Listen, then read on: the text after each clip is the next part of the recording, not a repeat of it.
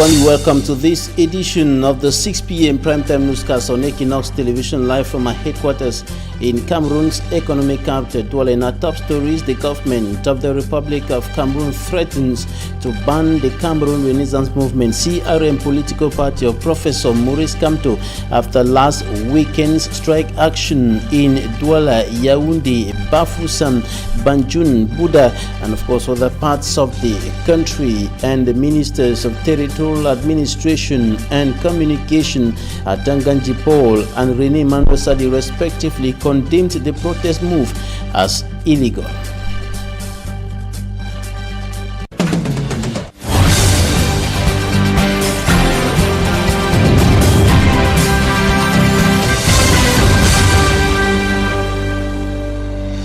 Thanks, ladies and gentlemen, for joining me in this edition of the news on Equinox Television.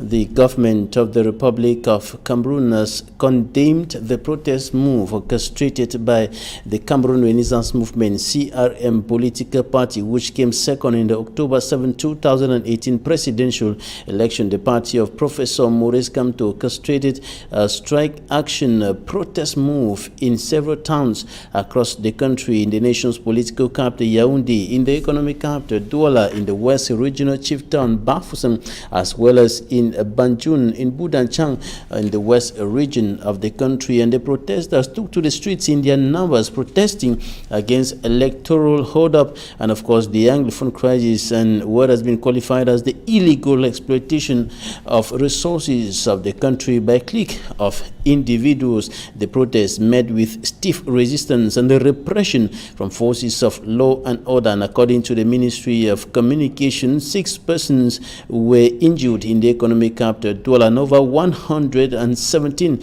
arrested in the different towns where the strike action took place. And the Minister of Territorial Administration, Tanganji Paul, has warned that if the party continues in the same line of action, it will be sanctioned and possibly banned, as the strike actions have been qualified as illegal. Take a listen to Tanganji Paul.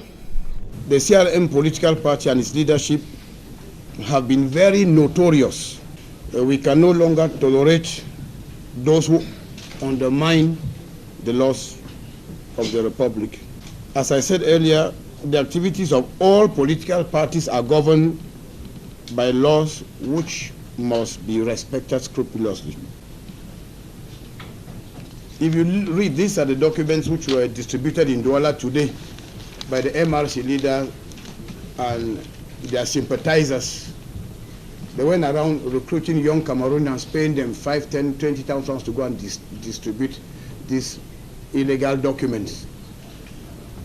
And what is very conspicuous here, they are talking about no to the electoral hold-up, yes to the recount of the ballots.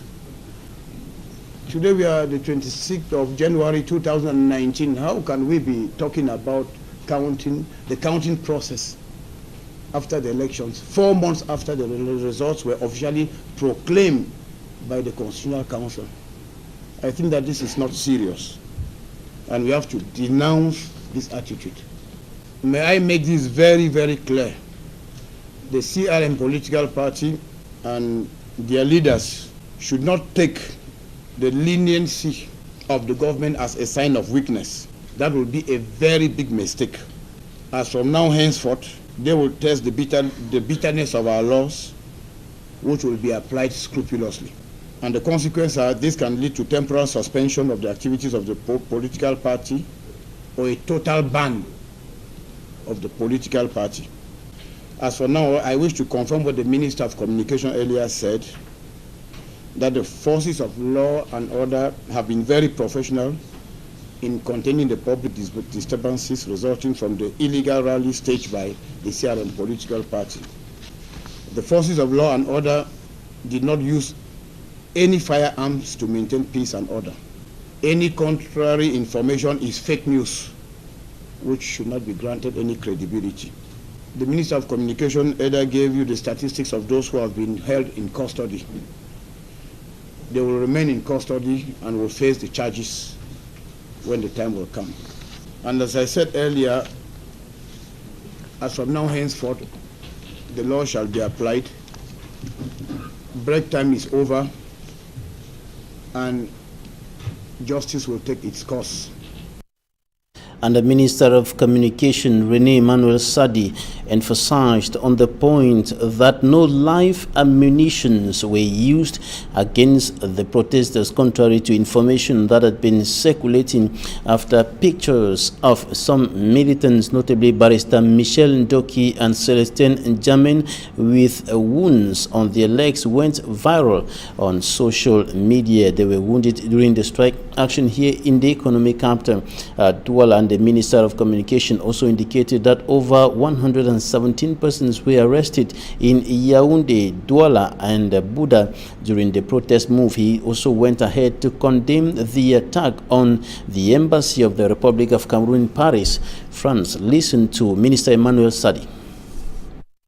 Through these demonstrations, the CRM intended, as usual, to push our compatriots at home and abroad to defy the Republican order with slogans of rebellion and insurgency against legal and legitimate institutions. It should be noted that all over the national territory, Cameroonians went about their business throughout the day in all serenity. Nevertheless, some attempts to disrupt public order and defy Republican institutions were recorded in the towns of Mbuda, Bafoussam, Yaoundé, and Douala.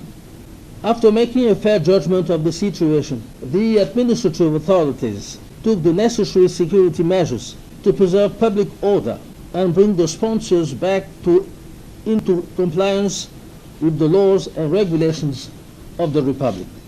In Yaoundé, Bafoussam, and Buda, several individuals caught in flagrante delicto, disrupting public order and perpetrating various assaults were arrested and placed in custody. 62 in Yaoundé, 42 in Bafoussam, and 13 in Buda. In Douala, the forces of law and order were positioned at certain key points of the town. Some participants in this illegal march organized themselves in a particularly aggressive manner and took upon themselves to face and challenge the security forces in the executions of their traditional missions of preserving public order. Showcasing restraint and professionalism, the forces of law and order went on to issue formal warnings that were unfortunately not followed by the demonstrations. This led to a few clashes during which the security elements made use of regulatory logistics. It should be made clear, on the basis of facts of absolute truth, that no live ammunition was fired. 7 people were arrested and brought back to the headquarters of the CRM at New Daido in Douala 1 subdivision. In addition, 6 persons were slightly injured, including 2 well-known activists.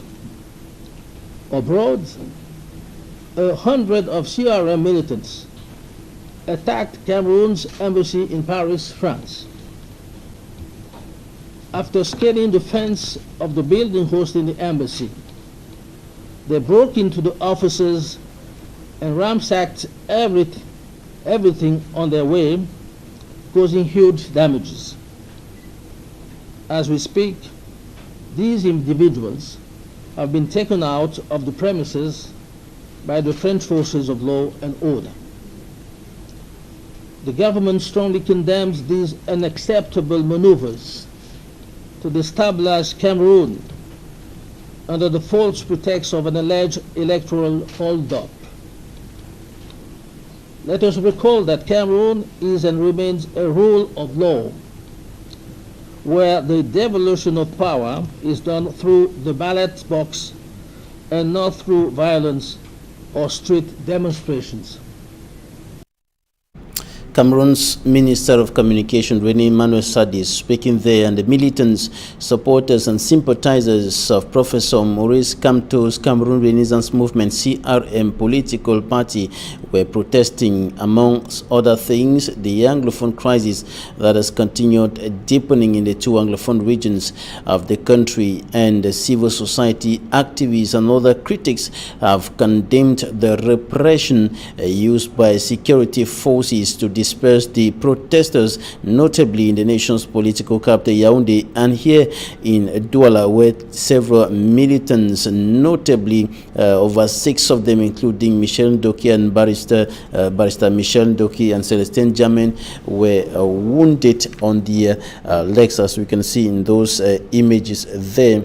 And of course, the police used tear gas and other weapons of repression to disperse the angry protesters who were equally protesting against the deepening Anglophone crisis. And in the report coming up next, a Northwest correspondent Stella tells us how the Anglophone crisis has paralyzed academic activities in several institutions in the Northwest regional capital, Bamenda. As a result of the Anglophone crisis, which has been ongoing for over 2 years, is one of the reasons why some institutions of the Northwest region have been forced to postpone or even halt their activities. The National Polytechnic University Institute of Bamenda is one of those learning institutions which has been hit by the crisis. The institution has suffered threats, kidnapping of its lecturers among others by gunmen. As a consequence of the crisis, students of the 7th, 8th and 9th batches graduated on the same day. 2016, when the crisis leading to the commence, and it's the reason we didn't have been very smooth. And so, even though we've been planning and currently go up place, we've managed to get there this time around this year, we're ready to combine 3 years of succession to have the students approve. There is something to learn from. It was indeed a day of joy for these graduating students, despite the challenges they faced during the entire study period. There were days we actually ran out of school, but I thank God for our lecturers, because even at times we would remain home, and because of their pressure we are forced to come to school. We could not afford to come to school on Mondays, which we already know that is this sound, so we cannot get the to come to school on those days. Despite these challenges and more, the idea of not lacking behind has been the driving force of both the staff and students of the institution. Getting these certificates is not enough. Dr. Christopher Apana, Vice Chancellor of the institution, tells the graduating students. The challenging world in which they find themselves it's not enough to have a certificate. So we have to take that certificate and the skills that to use to galvanize society and people to benefit from that work. Sitting in for the Minister of State for Higher Education, Northwest Governor Adolphe Lele Lafrique calls on the graduating students to be ambassadors of the institution. The National Polytechnic University Institute of Bamenda is one of the legacies of Young Francis, whose vision is to reduce unemployment among the youth by providing them the professional education and skills needed for jobs and job creation. And it has become an uphill task for journalists who are operating, functioning in the northwest and southwest regions of the country. Practicing journalism in those parts of the country has become more or less a death trap, a reason why a non-governmental organization recently brought together some female journalists in the northwest region to equip them with tools that will enable them to function in the northwest region, which has become a very difficult terrain. Stella once more reports from Bamenda. Our main objective was to equip female. The mass media is often considered as a powerful tool in the life and functioning of any nation.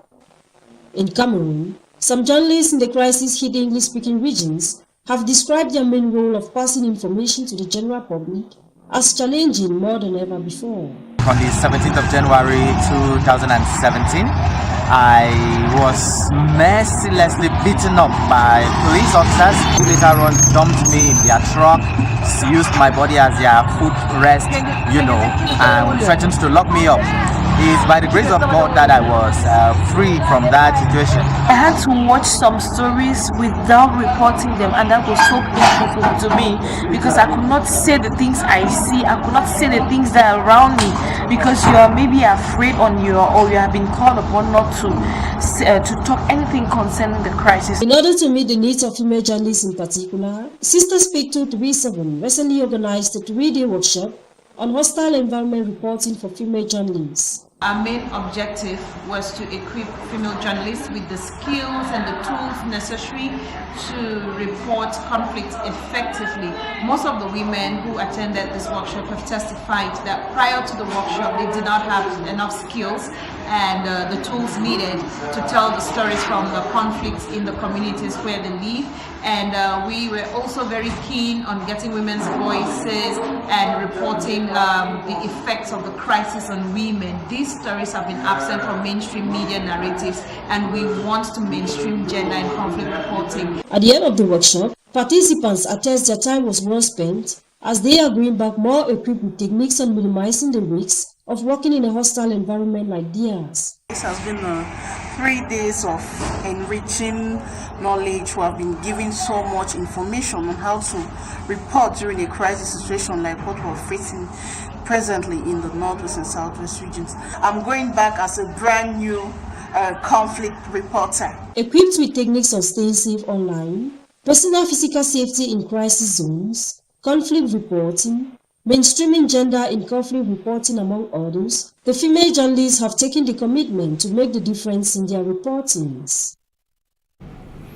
And the crisis has crumbled economic activities and, of course, enterprises in the 2 Anglophone regions of the country. And one of the companies highly affected by this crisis, the company has practically been brought to its knees, is palm oil plantations in the southwest region of the country. And the general manager of that company, His Majesty Mekanya Charles Okon, who is the traditional ruler of the Bera people in the Indian division and the Indian 1 section president of the CPDM political party, spoke to the Inside. Take a listen.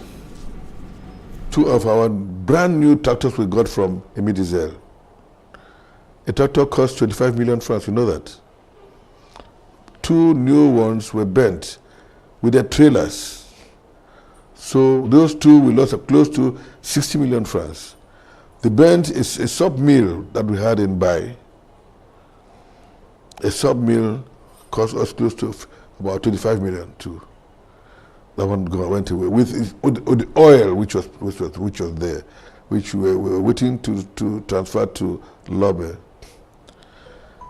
Now it didn't end there. They now came to Lobe. Another group came to Lobe, asking us to pay money to give them support, as they call it. And when we resisted to tell that we were not doing such things, they went and blew off our dam, water pumping dam, the dam for filtration dam. We work with water, a lot of water. The factory, the palm oil factory, works with a lot of water. When it was blown off, there was no water to run the mill anymore. They were chasing the workers out of the plantation to work. They didn't want the workers to work anymore. They blocked up the offices, and we're sorry for the poor quality of that element. We'll be coming back to it in a subsequent news edition. And the people of the Indian division think that the new Prime Minister, Chief Dr. Joseph John Kute, is the square peg in a square hole. With his mastery of the situation on the ground, they believe that he's going to bring a solution to the ongoing crisis. And that's why they recently came out in that part of the country to thank the President of the Republic for appointing one of theirs. Take a listen to Chief Mekanya Charles Okon and, of course, Njome Tanda.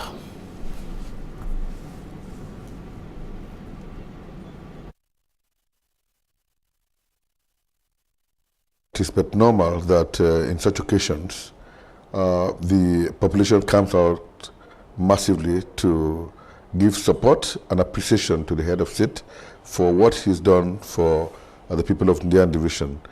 Not as Division per se, but for a man whom everybody knows is a gentleman in all aspects, par excellence, because he's proven his worth throughout his life in various areas where he has held posts in the government and in his private life.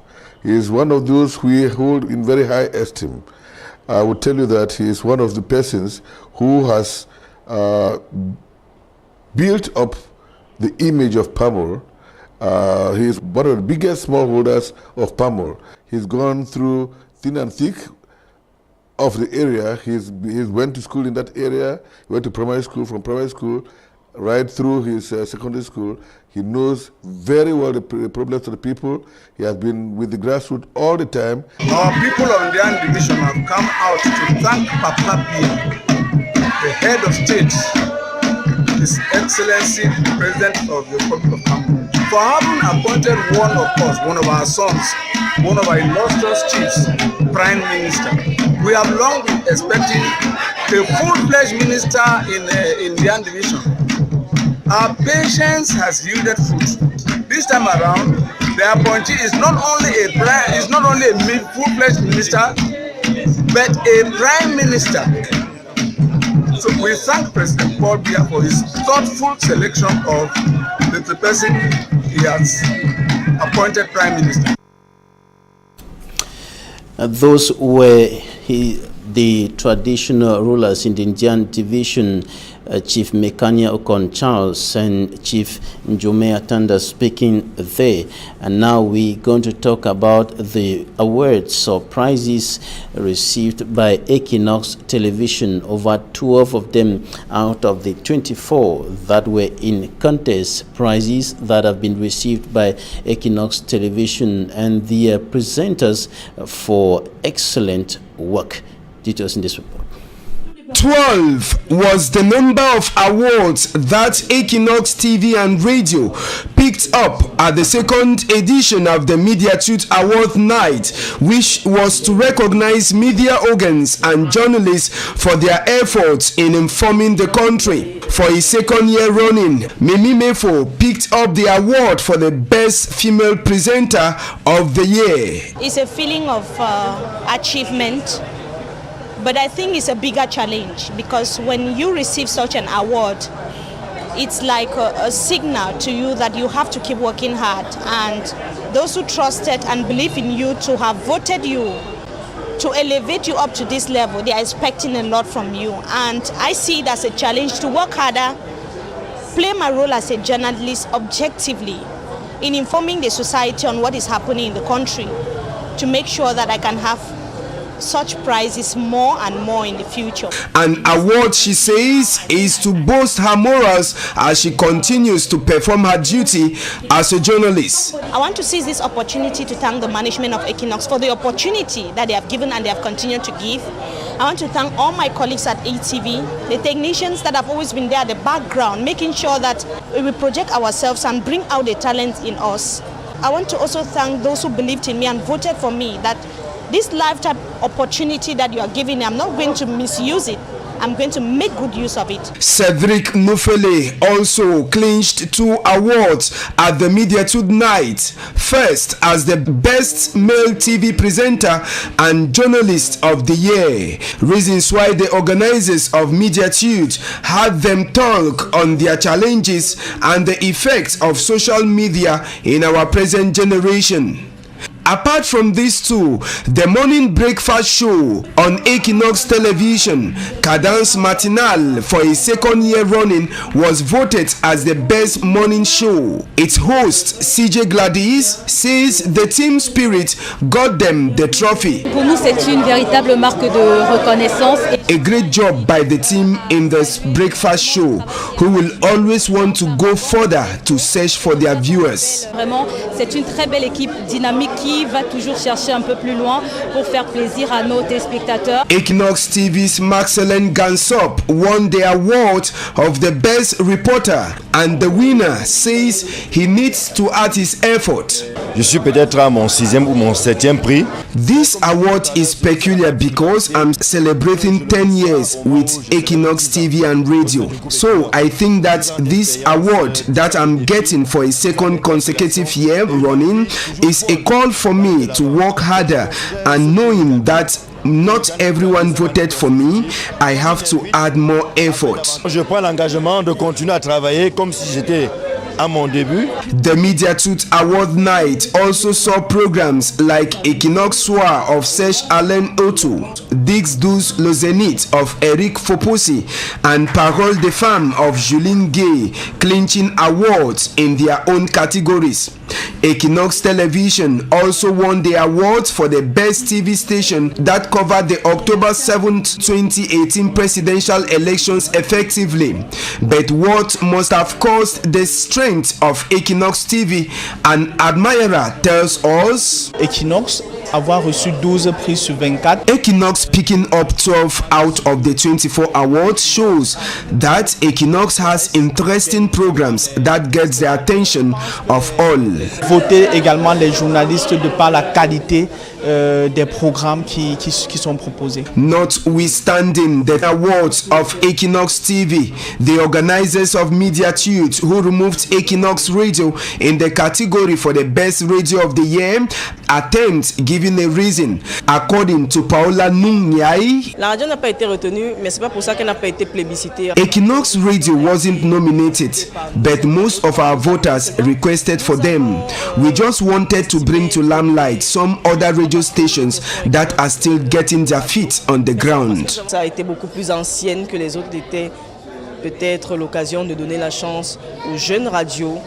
With the 2018 awards now in history, the biggest challenge is for Equinox TV and radio journalists to work more harder to get more trophies during the 3rd edition of the Media Tooth Awards. And this is where we're going to wrap up this edition of the news. But before we go, over 100 militants of the CRM political party are now converged at the Douala residence of Albert Zongang, who has been under house arrest since morning as a result of what has been happening in some parts of the country. And of course, he has been under house arrest, and there is tension at the residence of Albert Zongang. We have been joined by one of the officials of the CRM political party, Silvanus Tifu. He is the Deputy National Communication Officer. Silvanus, you're welcome.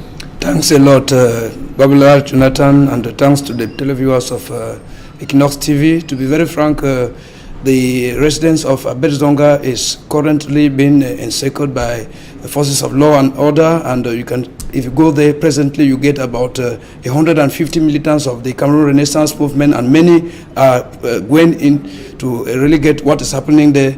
It's as a result of the peaceful march that was organized all over the national territory to protest against the ongoing war in the northwest and southwest region, because militants of the Cameroon Renaissance movement launched a peaceful protest, which you saw it happen in the nation's economic capital last 26th of January, where Maître Michel Ndoki was shot at the hip here by the laps, 5 centimeters deep, real bullet. We saw Celestine Germain also that was shot by. But the ministers of communication and territorial administration said live ammunitions were never used against the protesters. I was present there during the march past in Douala. I'm not from Yaoundé. I was there on Saturday. I want to tell you that we were at the hospital, at the general hospital. We're at Lucien Hospital, and from the diagnosis that we carried out there, I will tell you that we have photos and we have evidence. The bullets that were removed when Maître Ndoki's legs was being operated upon, the bullets are still there as evidence. I tell you that is regrettable, because a march past that's a normal march that was organized, peaceful one. Militants went out to march without any arms in their hands, for that matter, and then you find police officers gendarmes and other like, armed with guns and other like, shooting at people. I want to tell you that it is unheard of in our nations, and that is exactly what we of the Cameroon Renaissance movement have been decrying.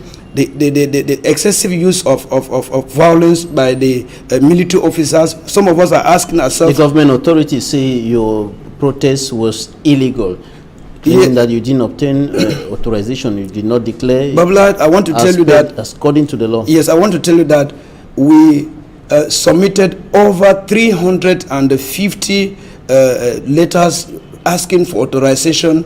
That's declaring our march past, and I want to tell you our march, and then in most of the divisional offices where we deposited our demands for a peaceful march past, I tell you that the divisional officers did not even sign to show that they received it. If I have to tell you, you find that it's a kind of a Machiavellian way to prove to the entire public that we did not deposit anything. We asked them to sign to show that at least, even if they are not going to authorize it, let them sign to show that they collected it. They didn't.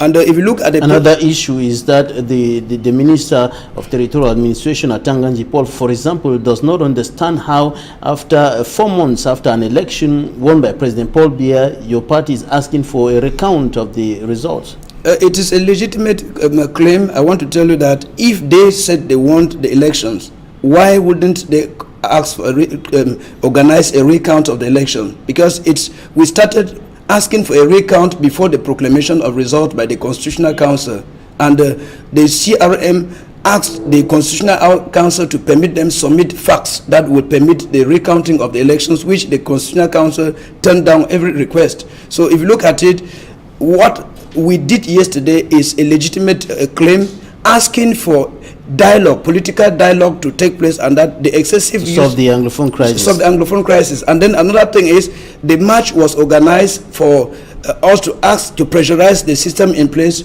to carry out reforms on the electoral court. And then we also wanted the system in place to, because there is the AFCON 2019 scandal that saw about 1,200 billion that were just mismanaged like that, and we saw some of the ministers that were implicated in the mismanagement of the AFCON budget. Instead of being sanctioned, they were promoted from simple ministers to minister of state. So we had to stage this protest, asking the state judges to call them to book and then question them. If they are guilty, then they should be severely chastised. That is exactly what we did. And I saw nothing wrong with such a march. And to be very frank, after Saturday, what next? After Saturday, I want to tell you that most political parties, the SDF, which I want to assure you, and the UPC and all the rest of the political parties of the opposition are giving their support. They tell us that they will rally their militants behind the Cameroon Renaissance movement to go in for a very gigantic march so as to pressurize the system in place to end the war that is going up in the northwest and southwest region. Military option is not the best, and also we want to call the restoration forces also to drop down their weapons and then give a good ground for dialogue, because enormous lives has been shedded. And to be frank, Sylvanus Tifu, you are the National Deputy Communication Officer of the Cameroon Renaissance Movement. Thanks for coming. Thanks a lot, and we want to plead upon all the militants of the Cameroon Renaissance Movement to remain calm, because we know that it's presently hot at Abed Zonga's place, because His Excellency Professor Maurice